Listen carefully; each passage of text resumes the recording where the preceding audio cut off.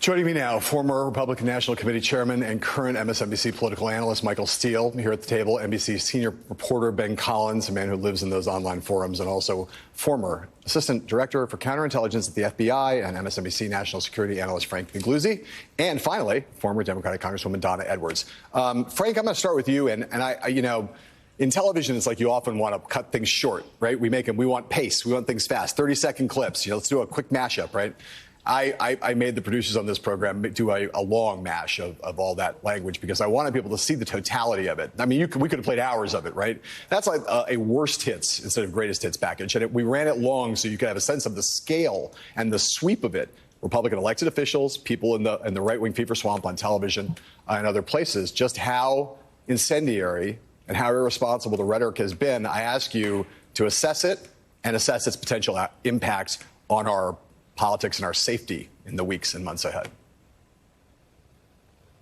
Yeah, you don't need a PhD in intelligence or predictive analytics to see where we are and where we might be going, John. We're already seeing it play out. When someone thinks it's just the time to sacrifice their life by walking into an FBI field office in Cincinnati, Ohio, with an AR-15 slung around their neck, thinks that the culture war justifies that, believes the lies that the culture's collapsing, society as we know it will be over, the white race will be eliminated. All of this is coming in spades, in like a fire hose, into people who have no other source of information. And so we're already seeing the results play out. Armed people outside field offices, DHS, FBI issuing warnings saying there's an unprecedented threat level now against federal agents. Just today, John, Twitter suspended the account of some bozo running for state senate in Florida who said if he's elected, his plan will be to permit the shooting of federal agents on site in Florida. They suspended his account. His disinformation, his dangerous, violent rhetoric is still up on Facebook and other places. That's where we are, people running for office. And people running for office who don't denounce this. Whoever is in power in Florida should come out and denounce this guy, say he has no part running for office. But I think we're unlikely to see that. And why is that? Because we're in a culture right now of panic for profit, panic for political gain. It's the act of desperate people. But here's the problem. I say they're desperate because I believe this is the only way they think they can win and maintain power is to align themselves with this kind of violent rhetoric. But here's the problem. At some point, maybe, Donald Trump might be indicted. He might be charged. And yes, things are going to get worse with the violence. But what's going to happen is some of those very politicians who are caught up in this are going to say, you know what? I've read this indictment. This guy, I need to distance myself. It's time to find somebody else to align myself with who's not yet indicted. It will be too late. It will be too late because the radicalization has already taken place. You don't wave a wand over a segment of society and de-radicalize them. It's already happened, and that means we're in for the long haul and years, perhaps, of trying to tone down the radical people and get them back into the sunlight.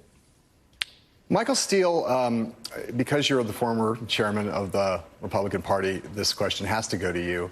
In the time of the Trump era, I started saying, political violence is a real prospect here, and people are going to have blood on their hands. And now, then the January 6th insurrection happened, and there was blood on people's hands.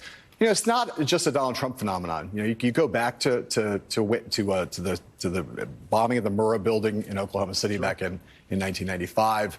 This has been brewing in our politics for a long time, and yet it still is amazing to think the party you chaired, who used to be the biggest lovers of the FBI and at least rhetorically the greatest supporters of law enforcement, that they have become not just not supporters, but active opponents and saying things that are putting lives on the line and implicitly supporting people who are out there advocating civil war.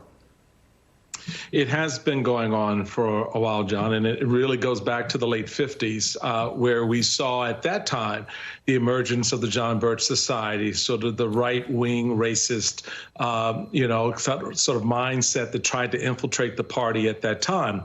The difference between then and other periods up to the present has been one of political leadership, a political will, if you will, that said, no, that's not who we are. We're not even going to entertain this conversation.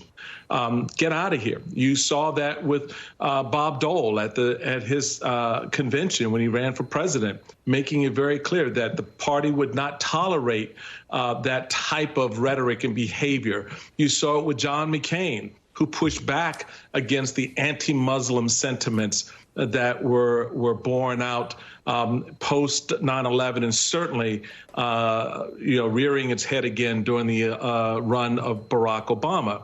The difference is leadership. Here we are now in a period where the leadership doesn't give a crap. To Frank's very important point, it is about the profit of politics. It's about how we grift the system to gain two very essential things: power and cash, and to utilize both to sustain each other, to reinforce the money and the cash. And so what's happened, as I was listening to Frank, it occurred to me, back in 2015, 16, everybody was talking about deconstructing the administrative state. What does that mean? What does that mean? Oh, they're going to break down these institutions. The underlying quest was not the administrative state, but it was to radicalize the political class. That's where the success is. It's in the radicalization of individuals and communities around this one individual, making him to be the be-all and the end-all. He is the great savior. He's the great fixer. And so they buy into that mindset where, as you saw last week, they're willing to show up at his house because he committed the crime. There's a reason why the FBI showed up, right. and yet they ignore and blow past that. So this is a very, to Frank's point, dangerous time that has long-term implications for a Republican Party that's going to try to convince Americans this November to give them the power, and then we'll tell you what we're going to do with it. We already know. Donna, there's some of what Michael just said. There's a school of thought which is sort of like Republicans are playing with fire. They are doing these irresponsible things, saying irresponsible things, not taking seriously the potential impact of their rhetoric, but they don't actually, I'm saying this is a school of thought, they don't actually want to see political violence. They think that they have a free pass. They can say whatever they want. They can raise money off it. They can stir up the base. They can get the political benefits of having a base that's energized and angry, but that deep in their hearts, they really don't want political violence. I ask you, is that true? Or is it the case that increasingly in the Republican Party, there are those who are actually trying to actively, I'm talking about elected officials now, who are like, no, we actually want to try to encourage violence. That's what's going to happen, and we're fine with that. Well, I think that it would be one thing if all we were seeing were the post on, sort of the dark web, or now not even the dark web anymore. But to hear some of this language coming out of elected officials, candidates for Congress, candidates for governor, I think takes it to a different level. And so when you ask whether they want to see the violence or not, clearly they want to monetize it. But if January 6th is any indication, and the recent violence that we've had, both in threats and actual violence against FBI and law enforcement, then it says to me that people know exactly what's coming as a result of their incendiary rhetoric. They're not surprised that it happens. And so I would not set aside the possibility that there may be a handful of people in the Congress who are setting about a pathway to that violence. We've seen increased references to an approaching civil war. I think that this is a really dangerous point. And there is a place where the violent rhetoric then becomes actual violence. We've seen that play out already, and we would not be surprised to see it again. And fully a third of Americans actually believe that political violence is an acceptable response to not getting your way politically.